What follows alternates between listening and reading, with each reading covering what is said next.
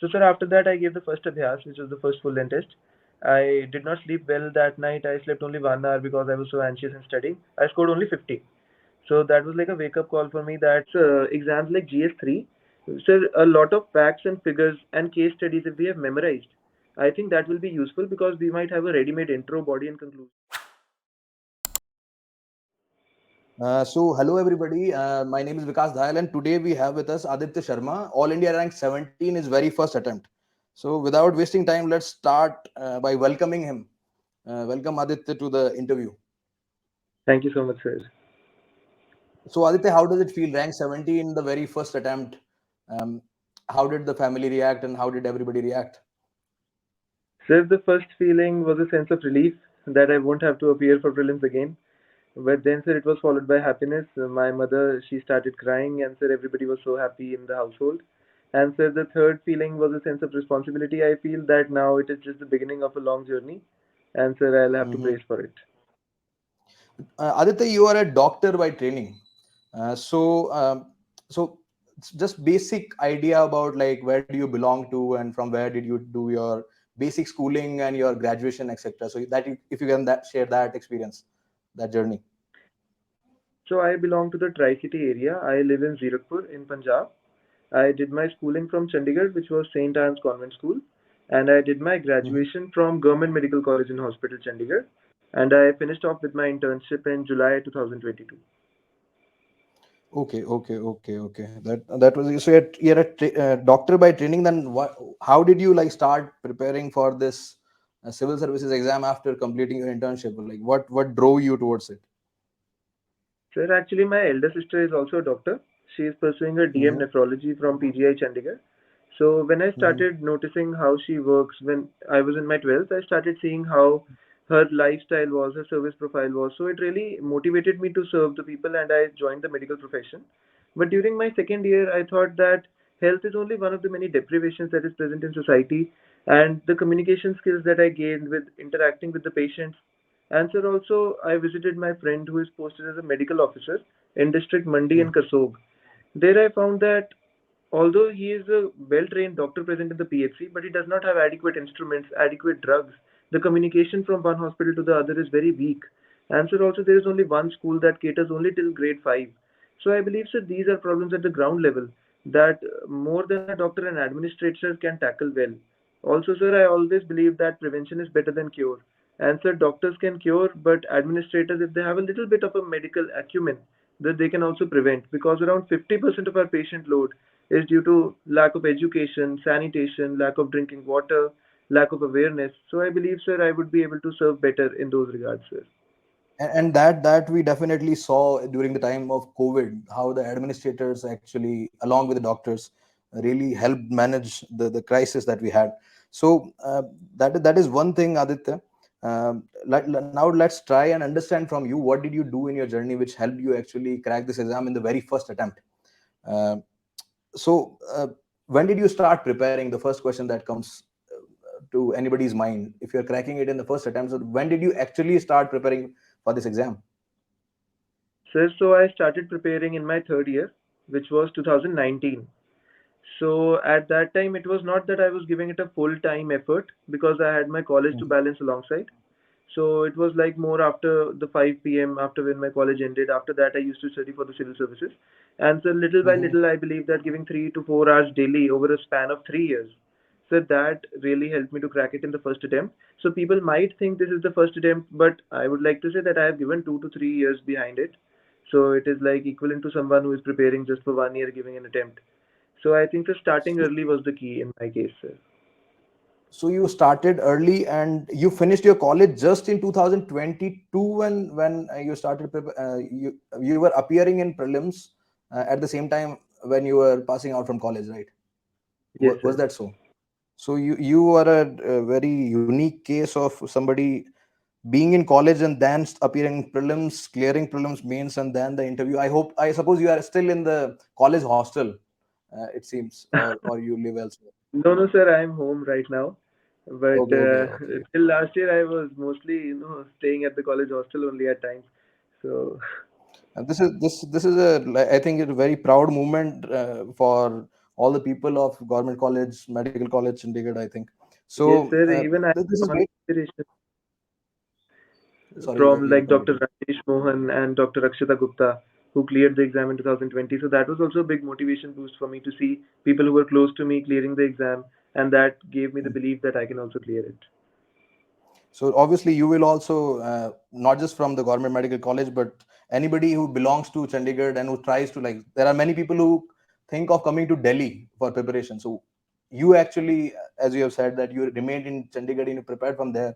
And the very first attempt, you got the rank. So now, like, you're preparing from Chandigarh, Aditya. So what mode of preparation did you actually use the most? Was it the offline resources that you purchased and you bought the books and notes in the physical format, or did you use extensively a lot of online mediums? So if you can tell something about that. So when I started off in 2019, because I did not know how to proceed with it and I only had a very limited amount of time with me, so I enrolled at a Mm-hmm. local coaching in Chandigarh. So that coaching Mm-hmm. was from 5 to 8. So after college ended Mm-hmm. at 5, I would rush off to that coaching and attend that class at 5 to 8. So my third year and the first half of my final year, that was mostly just making notes and completing the syllabus as it was taught in the coaching. I could not do any extra self study by myself because after 8 o'clock Mm-hmm. when I reached back home, I had a little bit of work for my college as well for the next day. And so at times, 3 to 4 months, I could not attend the coachings also because of the exams in my college. And it was not Mm-hmm. that I did not enjoy my college life. If they were the college fests or some sports day or something, I partook fully in those activities as well. So I did not take it as a burden, but rather I took it as an extra activity at that time. Also, sir, during the COVID pandemic 2020, I was in my final year. So we got 2 months off from our college, only 2 months, but I capitalized on those 2 months and I did a bulk of my study during those 2 months, sir. So after that, when the college restarted again, the internship was the toughest phase because at that time I did not have a lot of time to travel any place or something. So I relied extensively on my online sources like some free materials that are available online like PT, 365 and so on. So my coaching phase was only in the third year. After that, the next 2 years were self-study solely, relying on the online sources, sir. So, Aditya, as you enrolled into a coaching, a lot of students do this and think about it when they are in college, when they are aiming to join the civil services. Do you think, like, how much percentage of weightage, hypothetically speaking, would you devote to the things that you learned in the coaching vis-a-vis the self study and the practice that you did on your own? So, just a genuine sort of advice that if you can give. Sir, I would not want to malign any coaching institute, but I would like to say that most of the times what happens is that the syllabus that the coaching centers are, making us do in the classroom, that is not complete, that is not adequate. Some topics are left, some are rushed quickly. Sir, I would say like 20% coaching and 80% self-study would be the key here. So coaching is only to know the syllabus, to know maybe which topics to focus upon, but just seeing the PYQs, solving the previous year questions yourselves, comparing them with the model answers, that is more of a self-study thing, sir, and that is the only key that is imperative. And I would also like to add that for those who are not doing coaching, that is also good if they can do it solely on self-study. But coaching just gives a little bit of a direction, a nudge in the right direction, sir. Okay. That is really nice. So most of the people, Aditya, that I have interacted with, like, generally those who do not really clear it in the first attempt, just like you did. Technically, you did your coaching in third year, and then you did your self study, a good amount of self study in your fourth and fifth years, right? So the self study that you did, uh, did you also, like, did you include the daily answer writing practice? Because one notable thing in your mark sheet that I can see is that you scored 446 in your GS paper 1, 2, 3, and 4, which is very unprecedented if we compare it to any year, be it this year or any other year. So, did you include daily answer writing extensively, and how did you go about it? If you. Sir, it might not sound believable, but I had hardly done any answer writing before the result of the prelim came because I wasn't Mhm, very sure that I would be able to clear pre because there is so much speculation about the cutoff. Plus, I was also doing my internship at that time. So after the result mhm, of pre came, sir, I had like 2 months, and in that 1 month before the pre result came, sir, I was doing mhm, my medical science optional. In the 2 months that were left, sir, I devoted 1 to 2 week to every GS. So what I used to do was that I would take two previous year papers like 2020 and 21 GS1. I would attempt it myself. I would compare it to the model answers. I would compare it with the toppers copies, see what different they are doing, and at the weekend I would give a vision mock test of that same GS. And when the GS review came, I would try to compare it, and this helped me to maintain like about 40 pages of the two previous year questions and one vision paper. So I had this compilation of each and every GS now, and sir, after that, I gave the GS Abhyas that was conducted for mains. And sir, I think this was my entire source of answer writing as well. But I would also like to add that I have been writing some blogs and stories since my childhood, and I have always had a flair for reading. So I think this was a little easier for me.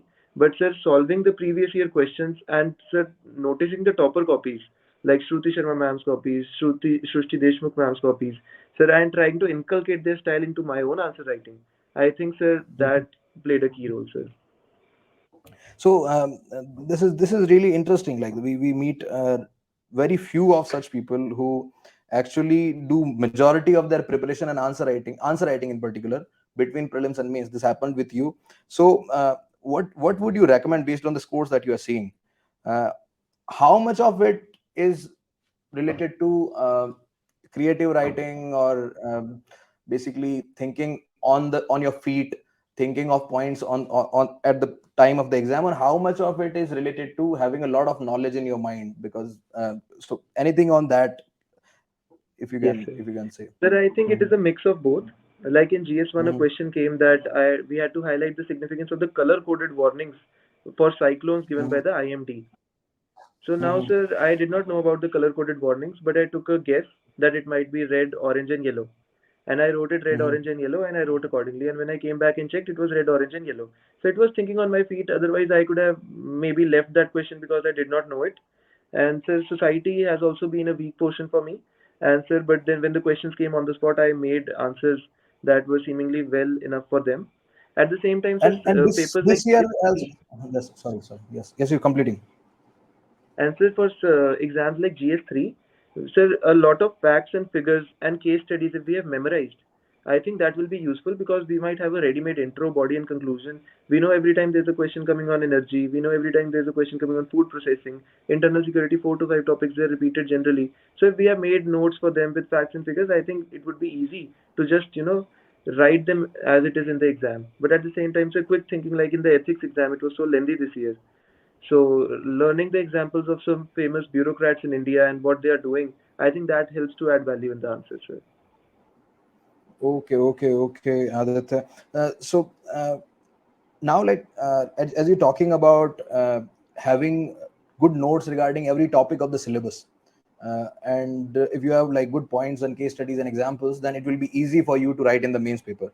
So over the period of couple of years that you did your preparation, uh, did you go for note taking other than the coaching notes? Did you make your own notes?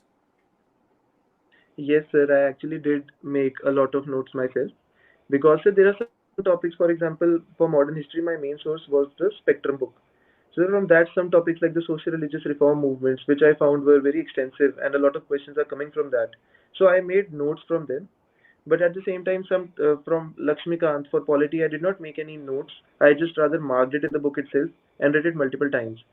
So for geography also, most of the mapping that I did them myself. I made notes for them for national parks, wildlife sanctuaries, and so on. So I think it is a mix of both. The topics that one finds tough, those should be inculcated for note making.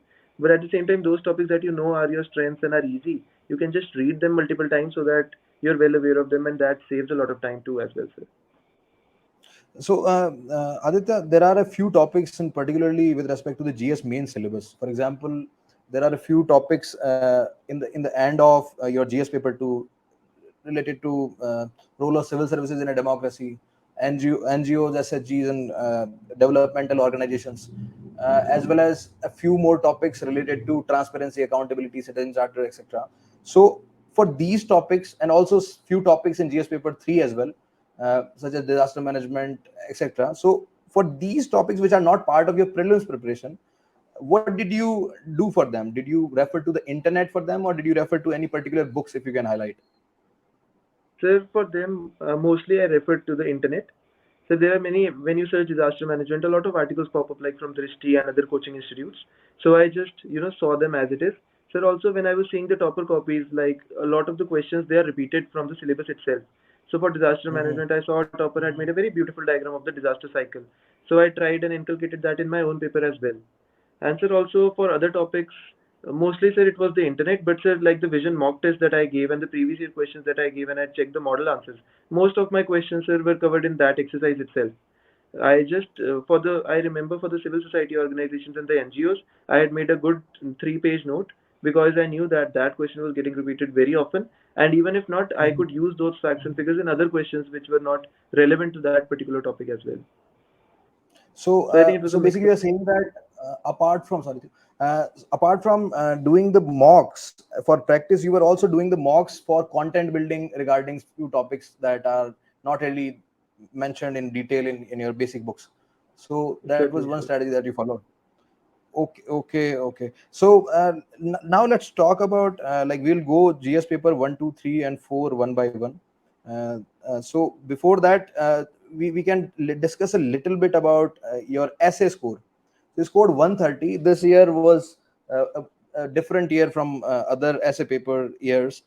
People did not score really well. Even if you look at some of the single digit rank holders, they are also not scoring really well in the essay paper. And if you talk about it overall, the essay paper has been very low scoring this year. You scored a very decent, I think, 130 in the essay paper. So, two questions: how did you prepare for it, and how many mocks did you take for the essay paper? Sir, so for my preparation, sir, I read that Anudeep Durishetty sir's blog, on which sir he has Mhm. given a lot about the essays. He has also created some templates for health, education, etc. But I always thought that I would choose a philosophical essay because that will help me to express myself better. And sir, it does not rely on just mugging up facts and figures. So I had planned up my mind to take up only philosophical essays. Also, the trend is now that philosophical essays are more common in the exam, so I had prepared accordingly. Sir, as for the mocks, I had not given any mock for essay because I was already a lot, very short on time. So I had only like one. I did essay practice only for 1 week, and that was in the second month of my preparation between the pre and mains. So I just wrote 2 mock essays and I just showed them to my friends, and they told me that they found them to be good. So I was like, it is fine. I also read many toppers' essays as well, and sir, I think that that helped me to add value in my essay. I always used to start with an anecdote, and so that was generally one of the case studies that I might have read. And like one essay, I started off with a creative starting myself. Like the essay was the time to repair the roof is when the sun is shining. So, sir, at that time, floods in Pakistan were happening when we were writing our mains. And at the same Mhm. time, sir, there was a scheme called My Village, My Forest that was started in the Fazilka district of Punjab, just bordering Pakistan, wherein trees were being grown by the Miyawaki method. So, sir, I linked both of these together and I said that there was a farmer by the name of Surinder who is afraid that the Pakistan floods might percolate now into his fields. So he talked with the local administration and they have now come up with a scheme, My Village, My Forest, wherein now trees will be grown by the Miyawaki method and the Pakistan floods will not percolate back into India. So now the fields will be safe because they acted proactively, and the time to repair the roof is when the sun is shining. So, sir, I think this was one of the anecdotes which I began. Another was another one, and sir, in the end, I got like 15 minutes spare when I had written both my essays. So, sir, I wrote a 4-line poem that I composed myself on the spot, and I think, sir, that might also have helped me to gain a few more marks, sir. So this is really interesting that you it seems that you did your time management really well. Apart from the anecdote that you wrote, which is generally when you read an anecdote, human mind is such that when you read stories, you find it really interesting and engaging. So you wrote a story also from the current affairs, which shows your maybe your awareness at the time of the writing the paper. Did you do you think that you really managed your time really well? Just not just in your essay paper but your GS papers also. There are 7 minutes for the 10 marker, or maybe 11 minutes for the 15 markers. So did you like finish all the papers in GS paper 1, 2, 3, and 4 in giving them equal time? Sir, I finished all the papers in all the GS and they were of adequate quality, I believe. But at the same time, sir, I know that actually I used to attempt 10 markers first and 15 markers later. Many people say that you should attempt the 15 markers first, but I just go in a serial order. So, sir, sometimes what happened was like my 10 marks questions, they exceeded the time limit that I had set for them, and I had to rush for the 15 marker questions. But I think, sir, ultimately, it by the end of the exam, I was able to increase my speed accordingly and finish the paper well. Maybe the last couple of questions, the handwriting might have come out bad, And at the same time, sir, the ethics paper this year was very lengthy. So when I Hmm. scrolled through the paper immediately, I saw that this paper is going to be very lengthy. So at that time, I started the exam with full pace right at the beginning. Answering the case studies, generally I write a conclusion as well, along with an introduction. But like in three of the case studies, I was not able to write the conclusion because I did not have the time. Although I did not know the issue, but I would have wanted to write the conclusion in the ethics exam. So I would just, write a quote instead of a conclusion. So that would help me save some more time. So I think that these were the strategies I used to follow, sir. So you're saying that you scored like you scored one of the better marks, one of the highest marks, I would say, in the ethics paper, and yet you were not able to complete three conclusions in three of your case studies because you're writing in the serial Yes, order. Was that the case? So and you also, like Dr. Rajesh, who is your senior from your college, he also used to do the same. I think there's something with the doctors that they end questions with quotes. He used to do it all the time in ethics paper. He's writing a book also on ethics these days. So in ethics paper he used to end like many questions with like unique set of quotes, and this used to save him time as well as it used to create a really good impression. So I think you also belong to the same school of thought as well as school of medicine. So this is really interesting to hear, Aditya. So Aditya, a few things.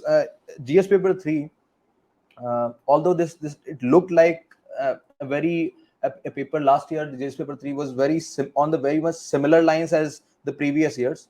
People did not score really well in this paper. If I just have to compare, rank 2 this year, who is I think Garima Lohia, if I'm correct about her name, she scored 94. So she is rank 2. She scored 94.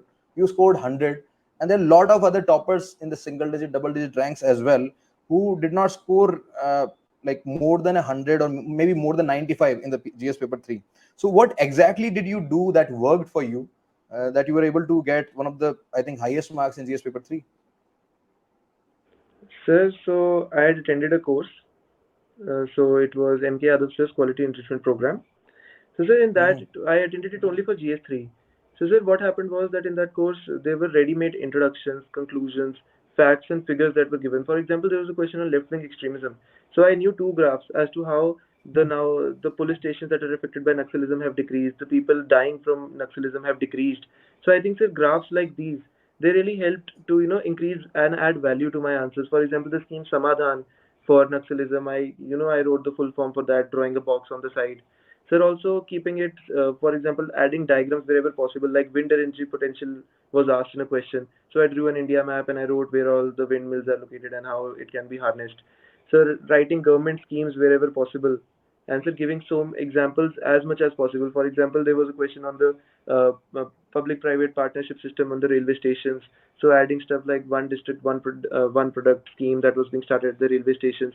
So I think, sir, all of these things and adding multiple dimensions to almost every answer. The pest gem approach that we keep, along with adding a bit of the current affairs and like actual figures and numbers to the answers. Sir, I think that really helped me to increase my marks, sir. So just to sum you up, you basically used a lot of diagrams in the security questions in particular. As you said, that the disaster management map that you picked up from somewhere in the beginning, you said that the management diagram from a topper copy, and then you were Yes, saying that a lot of examples and data, which is the core of GS paper 3 that you used extensively. So this is really nice. GS paper 2, Aditya, I think this paper also you scored really well. 120, I think you scored. And so anything on GS2, what are your recommendations and what did you do that worked for you in GS paper 2, if you can remember? There were three questions based on case laws. Did you remember those cases, or like what sources did you actually use to write those questions? Anything that you can say on that? sir. So polity was not my strongest subject. So when the case Hmm. laws were asked, I was very stumped for a moment because I did not know many case laws. But sir, like the first question was the case laws for environmentalism. So I knew one or two case laws where the Supreme Court had intervened, for example, the NGT case that happened and so on. But sir, I also added a new dimension in places where the Supreme Court has not intervened in the environmental cases. For example, there was a Delhi Municipal Corporation case where the Supreme Court said that it is not our duty to tell the municipal corporation to clean up the area, but rather it is its own prerogative. So I think, which was the principle of judicial restraint. So I added both dimensions in the answer, and I think that very few candidates might have done it, and that might have seemed a little more balanced approach in the answers. So I think, sir, wherever possible, I was giving balanced approaches. I was giving a little bit of the article numbers wherever possible, although I did not recollect a lot of them.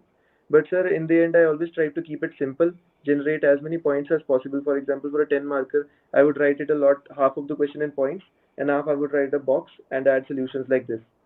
So I think that helped me to save time also. It also added a new look to my answers, and I think, sir, that really worked. Because technically, I do not think that polity has been my strongest, but sir, the parts like international relations, that I was well prepared with, and I also drew diagrams. For example, the I2 U2 question was asked. I just drew a world map on the side and marked all the I2 U2 there. So even though that was not relevant and necessary in the question, but I think it added a better presentation to my answer. So I think that drawing diagrams wherever necessary, I think that that helps to increase marks, sir. So GS paper 2, as you're talking about like writing number of points, so there was this rule that people used to talk about, that in the 10 marker at least you should be writing 10 points, in 15 marker at least you should be writing 15 points or so. So did you also like looking at the paper that you wrote, in every paper did you write like these many points in every question? Did that happen, or did you follow any other approach? Sir, actually, I generated a lot of points. I used to write a lot of points. So, but all I did so, like half of my answer was in a point form, and half of my was in a form of micro diagram. That this is the margin. I would draw a box like this, and I would draw arrows like this. In one question, I would do it with the challenges, and in the another one, I will do it with the solutions. So, like if I would write 8 challenges, I would write 5 solutions. But generally, the solutions were more than the challenges. I used to do it like that. So I think, sir, diversifying the variety of your presentation rather than just doing all points or all paragraphs, you can do it a small paragraph, some points, small paragraph, micro diagram, and sir, just diversifying the answers. So I think the ultimate point generation was like I would generate around 10 points or even more than that, like 6 for challenges and 5 for solutions, even in a 10 marker. And for 15 markers, I would easily generate even more, I think. So I think, sir, that was the key. And sir, the main issue is dissecting the question because almost every question has 3 subparts. So there's subpart 1, subpart 2, subpart 3. So I think that also helps in point generation. For every subpart, you write 6, 6, 7, 7, 5, 5 points. And so that ultimately boils up to maybe more than 15, 16 points. So this is this is something that has happened with all the toppers, and you also done it. Even like those who scored really well, more than 440, most of them do this, that they use a lot of diagrams to add more points, because that adds good presentation also. So I think you ticked all the boxes, you knew about it, and maybe you were able to implement it really well. In GS paper 1, if I talk about Aditya, GS paper 1 is a very lengthy subject to prepare along with GS paper 3, because modern Indian history and then world history, then post independence. So if you can point out like what exact sources did you follow for these subjects such as world history, post independence, and a few topics such as resource distribution and geography, which are not really covered really well in general sources. So if you can mention your sources as well as like how did you prepare for GS1. You scored 107, which is decently good. So so if you can say something on that, that would be nice. Yes, sir. Sir, for resource mapping, I also found it to be very tricky because there was nothing any, fixed compilation present somewhere. I tried to read the NCRT wherein the resources are given, but that was also not sufficient. I then, sir, found a page online on one of the websites. Maybe it was Drishti, I don't remember correctly. In that, it was given in a full flow. So I made notes from that. And what I used to do for resource distribution was draw a lot of maps. For example, in the whole GS1 paper, I have drawn 3 world maps and 4 India maps. So I think that was really useful because wherever I wanted to showcase, I had practiced world map many times at home and I drew it very quickly and I marked it there. So that also takes up a bit of space and it also looks good. So for resources, I think sir, online materials are really good because it is not given in any particular textbook, and sir, making notes from it is also very essential because one question on resources is guaranteed. So also for there was a question on the rubber producing countries of the world. So I did not know actually where the rubber producing countries were, but I drew a world map and I marked it in the African region, the Southern American region, and India and Indonesia, Malaysia, Cambodia region. So I think I did not have to highlight exactly where they were present, but I think that was, I guess, sufficient. As for world history, sir, I think I should be frank, I had not studied world history in great depth because I thought that only one question might come from it and I did not have a lot of time, so I thought the cost benefit ratio is going to be very less. And thankfully, no question was asked from world history. As for modern history, sir, it was my strongest subject because I had read Spectrum like many, many, many times over the past 3 years. So I was able to easily tackle the questions that came, for example, why the British Army, in spite of being less in strength, were able to succeed against the Indian forces. So these questions were pretty simple for me, I believe. One of the questions that I found to be really good was the causes of famine. I think I Hello? think your Hello? yes, yes. So your voice just broke. Sir, one of the So questions if you can. that I found really good was like the causes of famine in the mid 18th century. So that was a very tricky question because the 18th century is the 1700s phase. So that involved Mhm. just taking up a lot of the things and combining them together on the spot. Like the indigo cultivation started, there was in the Industrial Revolution, there was the revolt in the US wherein the cotton was not being produced, and so on. So that was a question that involved a lot of thought, and I think I would be able to produce good points for that. So the AMC There was also questions, the one question related to. There was a question number 11 which talked about how did political boundaries change in India, changed in the second hour of 19th century. So how did you approach it? There were two approaches that people were talking about. One approach said that it is talking not just about India but also about the world. How did political boundaries? So how did you take that question, if you can remember? Sir, I took it to be the Indian way because I did not think that they would be asking about the whole world because so many boundaries in the world changed during that time. I think that they might be asking about India only and India itself. There were a lot of changes that were happening. So I divided them into phases, the Indian phases itself, starting from that era to the contemporary era, to even Telangana and even further. So I think, sir, I just drew it chronologically, and I think, sir, that would have been the correct answer because, sir, talking about Europe and everything would be insufficient to be contained in those pages, sir. That is an interesting take. I would say there were the Gaurav Bhutani I used to like. We discussed in our answer writing sessions. So there was different takes on that question because nowhere in that question it was mentioned whether it is India or the larger world. So there can be different ways. I would ask this question to every person that I interview, but that would be really interesting. So Aditya, we talked about GS paper 1, 2, 3, and 4. So the basic idea that I get from your preparation is that one thing that you used a lot of common sense in your paper as well. As you talked about the rubber question, you were not really confirmed about like where it is located, but you used your common sense. It must be in the tropical region, etc. So that you did. And also like in some ways you are very clear about how you are going to present your answers. You are going to use the flowcharts and maps, and you are very sure about how you are going to go about Yes. writing your paper. And one thing, just to re-emphasize once again, there are total 79 questions including the case studies in GS paper 1, 2, 3, and 4.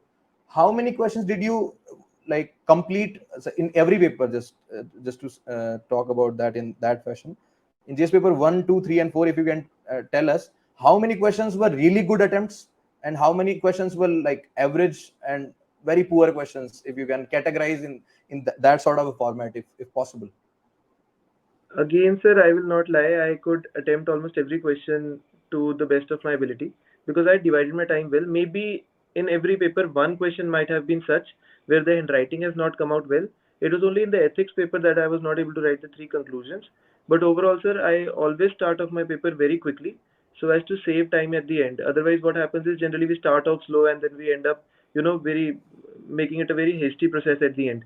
So I started off Mhm. really fast and quickly so that I could cover as much as possible. I used to cover like the 10 markers in 1 hour and 15 minutes, and then sir, the remaining time I used to allocate to the 15 markers.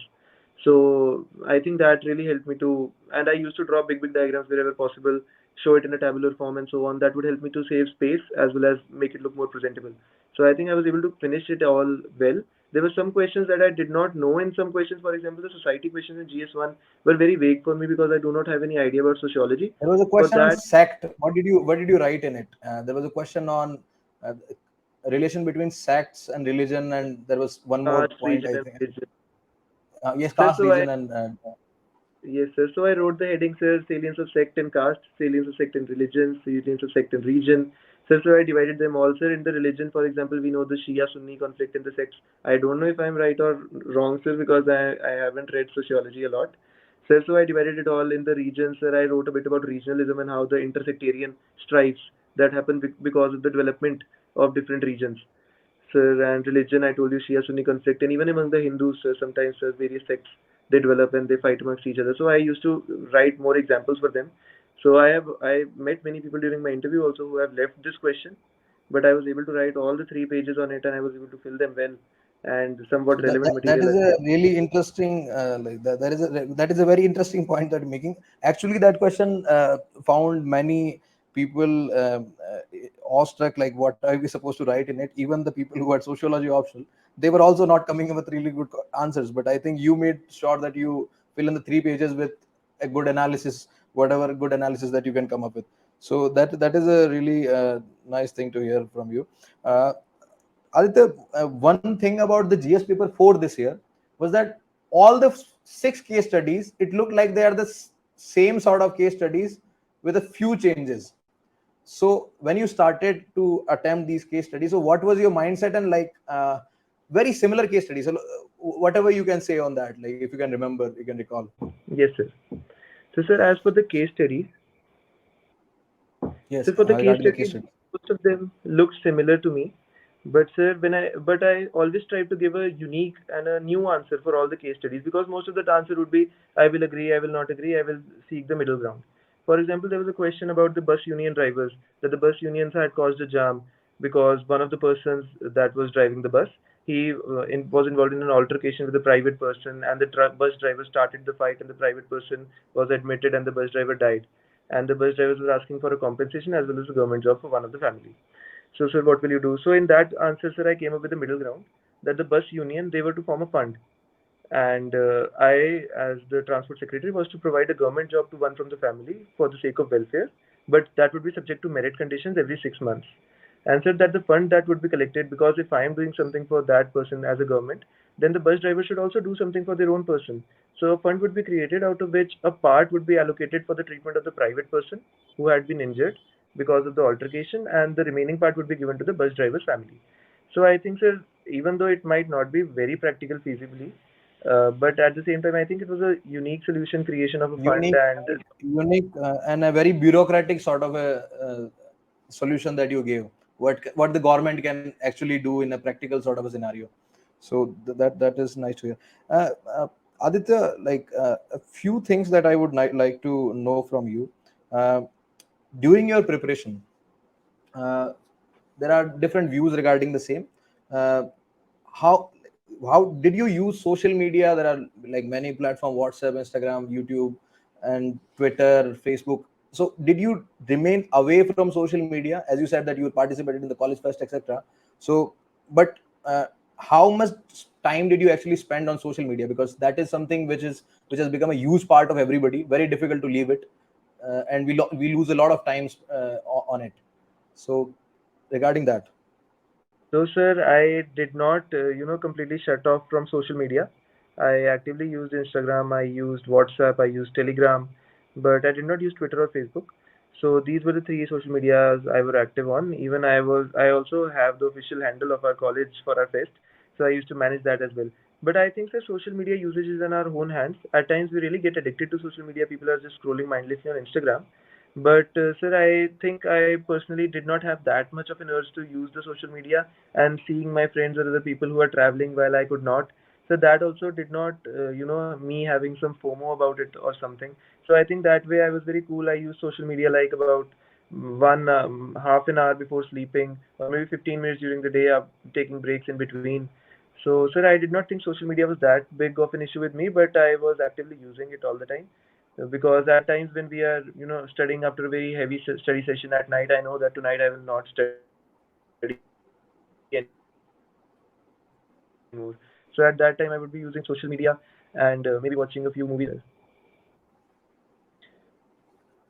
well. All right. So that this is a relief for a lot of students, I would say, whoever is watching, because there are many opinions where they say there are many very strict toppers and mentors who say that you need to get out of the social media and just uh, be away from it for some time.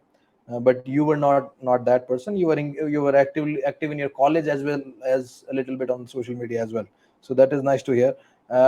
Another question, Aditya, I would like to ask from you is related to how did you manage basically when you were when you were clearing your prelims. So when you appeared for your prelims, I think 3rd of June it was, and after that, how confident were you when you're going for your mains? Like, did you score really well above the cutoff, or were you a little bit confused whether you are going to get in or not? Sir, as per the mark sheets, I checked like around five coaching institutes. I was getting in the range of 98 to 102. So at that time, the cutoff speculations were such that maybe it might be 90, maybe 92, maybe some were saying it might go even less than last year because it was a new sort of a paper with new type of questions. But at the same time, sir, I wasn't very completely sure that I might get through because it is all a game of only 3 to 4 questions, and most of the coaching centers sometimes the questions get changed in the end. So I was not completely at peace with myself, and my first reaction after coming out of the center was that I am not going to clear it. But when I came home, I checked the questions and I found out that they were okay. Then I was a little bit, I had a bit of a relief. But even at that time, I used to study only medical science optional and along with doing my internship for the 1 month till the result did not come out. So I think I was just, having a balancing act, but I was not completely sure at all that I would clear the prelims, even though my marks were a bit fine at that point. So still, like 98 or 100 was a good score, I would say, in prelims at that year. So, like for prelims, just a couple of questions. Prelims is just, I think, a couple of days away from today. So, how many mock tests actually you did for prelims, and anything that you would like to add for prelims? What are the do's and don'ts that you are supposed to, like, did you really bank upon the tricks and tips that people talk about, logical elimination, etc.? So anything in whatever format you want to express regarding prelims, particularly with respect to mocks, and did they help you or not, and those things. So I gave around 15 full-length mock tests for prelims, and Hmm. those were spread over a period of a month, maybe 2 months. So I gave 15 complete mock tests for that. For those subjects that I found tough, for example, that environment, a lot of questions come from environment, from ancient medieval history. So for that, I also gave sectional tests of vision, and so then I gave the 15 full length tests. And that then, sir, the main aim of those mock tests was that I would see their answer keys, I would read their answers well. I would read them multiple times. So, and I would even make some notes at times, maybe of some very new fact that has just come up. Because in most of the times, what we do is that we give the mock test and we do not, check it properly. We do not see the answer keys and we do not cross-check what we have done wrong.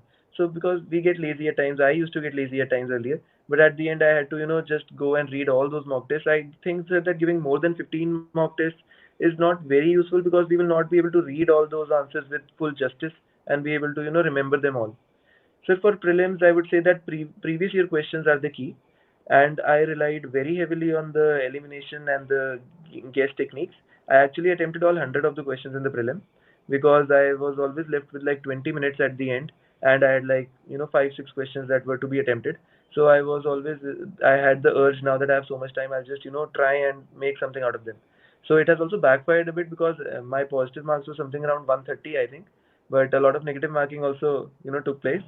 So I think, but sir, elimination techniques like that. One question came last year. That was the BD and Kenya refugee crisis question came. So that was like a bouncer question initially, I thought. But on closer inspection, answer trying to eliminate like some, if a statement has given some, then that could be correct, and so on. So I think I was able to eliminate a few questions and sir get them correct. So I think, sir, the elimination techniques and all this can only be, sir, gauged from if you see the previous year questions well. For example, I did subject-wise previous year questions, seeing the trends, seeing the topics that are being repeated regularly. I used to note the topics on a piece of paper and see how many questions they are saying that all of the above in some questions is good, answer so on. But I did not, like go 100% on those tips and tricks because ultimately it is UPSC answer. Anything can happen there. So it was just a bit of an intelligent guessing that I used to do a lot, sir. So one thing, there are a lot of not lot of people keep asking me that they are scoring about 60, 70, 80, 90, whatever range there is in particularly the vision IS mock test, because those are the most prevalent ones in the market, right? So how much actually, like a genuine answer, how much you were getting in your prelims mocks, if you can remember, and like when you were banking upon your PYQs. So how different was it if you compare to any coaching mock that is there, and then you compare it with the actual UPSC PYQs, etc. So anything on that, if you can give away. Just so I gave, sir, I used to give the sectional vision tests after completing a subject, like I told you about the difficult ones. So my aim was to get 100 in those exams. In the sectional test, I was able to get 100 marks. After reading that particular subject, giving that particular test, I got more than 100, maybe 100 only. So, sir, after that, I gave the first abhyas, which was the first full length test. I did not sleep well that night. I slept only 1 hour because I was so anxious in studying. I scored only 50. So that was like a wake up call for me that 50 is not going to do it. So, sir, the next couple of weeks after that, the second abhyas came. I tried to revise everything as many times as possible. In the second abhyas, I got 100, and so in the third abhyas, I got like an 89. And so most of my full length vision test marks were like 80 to 90, maybe in some odd test 95, but it was varying in this range. But if the candidate's marks are in the range of 60 to 80, then I think sir the need is to brush up the static content, because I always keep static as on my top priority rather than current affairs, because I read all the PT of environment and economy of vision, and I did not think that it was really helpful substantially, frankly speaking, in the prelim exam, because the current affairs were not really repeated from there, and they were like most of my current affair questions were wrong. So I relied heavily on static, that I got all 10 questions of polity correct. I got most questions of modern correct. So I think static revision multiple times, you can easily score in the range of 90 marks if only all of your static is completely correct. Above that, if you want, you can go in for current affairs and so on. But I think if static is complete, then prelims can be easily cleared, sir. So that is something that I also believe in very heavily, because current affairs is more commonsensical in prelims than core current affairs that is there in your PT 365s or in your current affairs compilations. And I've been seeing it for 4 years now, that people spend a lot of time in reading like whatever coaching's yearly compilations, but Indeed, sir. eventually it is static which is helping students clearing the exam, and a lot Yes, of time gets wasted in reading these multiple times. So that is one thing certainly. that you have come up, like you've said very genuinely. So which is really important, that you need to be really confident in your static part. So as you said, in your first test you got about 50, and then you improved upon it because you brushed up your concepts. So that's really nice. One thing about CSAT, Aditya. Last year CSAT, I think the cutoff was 88, and I think a good amount of blame can be given to the CSAT paper. People said that it was very lengthy. A lot of students who graduated from IITs had maths optional, cleared SSC CGLs, and all kinds of things. All kinds of people were not able to clear the cutoff of 66.67. So how was your CSAT paper? Did you prepare for it? How did you prepare for it? Did you actually prepare for it in a dedicated manner? So how was it? Sir, actually, I did not prepare much for CSAT, which could ultimately have been a mistake as well, because I gave the Vision Abhyas exams. I was scoring 140 in almost all of the CSAT papers in the Vision one. So I was really complacent about it that I might get through, because even though my maths is not that great, being from a medical background, but I used to get almost all the questions on the comprehension and most of the mental ability questions correct. So I think that was helping me out. But at the same time, I also saw the few previous year questions. I had also appeared for the CAPF exam that was conducted, and for that I had brushed up a few maths formulas, because some of the questions of maths are repeated almost every year. So that might have helped in one way or the another in the prelims exam. But in the final prelims, sir, it was certainly very difficult from last year's one, because I could only score around 100, while earlier I used to get 130, 140. So there's a 40 mark straight dip for me. So it might have been the same for other candidates. So we cannot take the CSAT exam for granted. And I think, sir, that CSAT, mostly what can be done is seeing the previous year questions and seeing what type of questions are getting repeated again and again. Also, there is a knack to do the comprehensions, because most of the options they are similar looking. So sometimes the answer is actually not what is given in the comprehension, but what is to be extrapolated from it. So sir, that can only be done after doing PYQs diligently, sir. So I think, sir, that could be the key. So did you actually rely on PYQs for CSAT also? A few PYQs you Sir, I saw, did and then two you went with. PYQs for CSAT, and sir, like I was getting 130 something in both of them, so I grew complacent again. But at the same time, this year's CSAT was a shocker for me as well, because earlier I was able to easily complete them, and but this time I had to leave around 5 to 6 questions due to lack of time. So I think, sir, CSAT should not be taken for granted, sir. Okay. Aditya, one thing unique about is your medical science optional. Uh, when Dr. Rajesh used to prepare with us, he was always very conscious and very fearful of the fact that medical science actually does not reward really good marks. So this happened with you as well. You also did not get really good marks in medical science, and generally he used to tell me that like the best of the people who are scoring marks, they are scoring around 275 to 280, not more than that. So why did you decide to take medical science as an optional, and like what was your strategy, and how do you see your marks and then you see it retrospectively as a decision? So these three answers questions I would like to answer. Sir, so medical science actually, sir, since I started off with my preparation, I had very little time for anything else. Because in my college, during my internship, I hardly had time to do GS. I hardly had time to do my medical science optional, and a bulk of that, my optional, I had to do only after my prelim. Like I told you, I studied 1.5 months only for medical science optional, and that is also one of the reasons why my marks could be less, because I could not give a lot of time to that. Because I would also suggest strongly to anyone who is taking up medical science that kindly make notes for the same during your final year or your third year as you're giving your prof exams, because that would be really helpful at the end. And I did not do it initially. I was maybe too lazy or something, and ultimately I had to pay the price for that. So medical science is a very bulky optional, and since I did not have enough time to take up anything else, I thought I'm a fresh graduate. I think I'll be able to write anything if I do not know a question or something. But at the same time, I also believe that when I gave the paper one, I knew all of the questions almost 100%. They were all almost PYQs. I had practice diagrams. I drew colored diagrams for them, and I think it was a perfect paper. I don't know why I got 130, but in the second paper, though I believe I could have done a lot better, because that was mostly based on our clinical experiences. And being a fresh graduate and having no clinical experience, I think I suffered a bit in that. So I think that could also have been improved. And also the fact that the person who topped medical science this year, she was sitting right in front of me.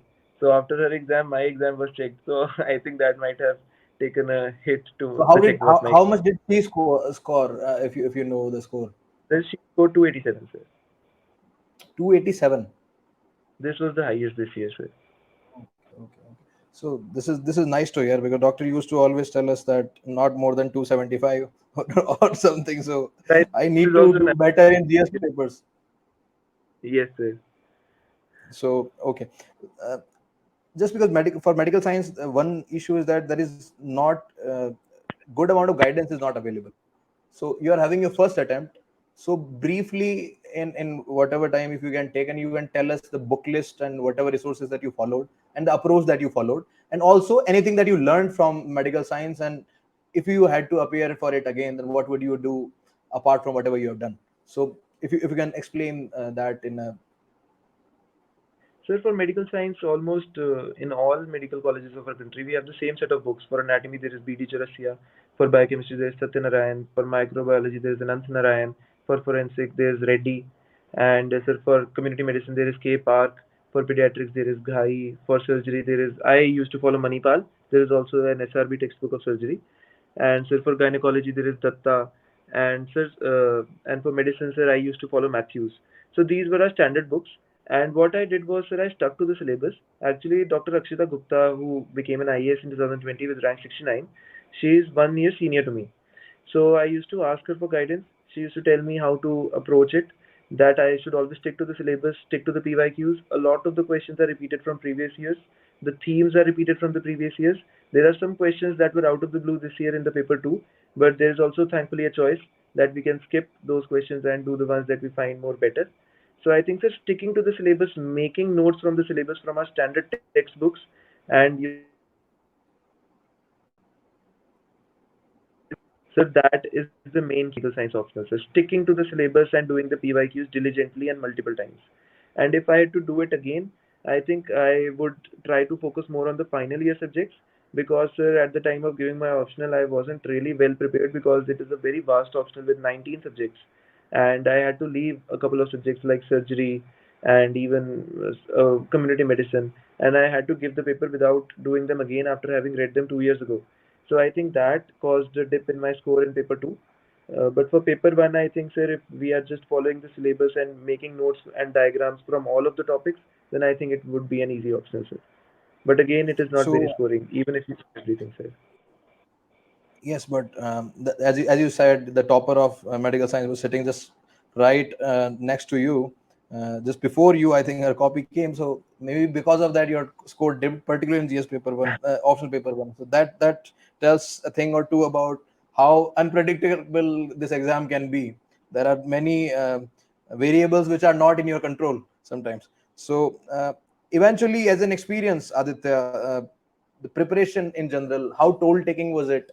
uh, as you were also doing your in your college, um, so how difficult it is as a person who is also part of the society, also part of your college. So how was the journey? Were you like low moments, good moments? Were you able to balance it really well? So any suggestion, because you are a doctor, so maybe some advice on mental health or something. So anything that you can club in all these topics, if you can share with our viewers.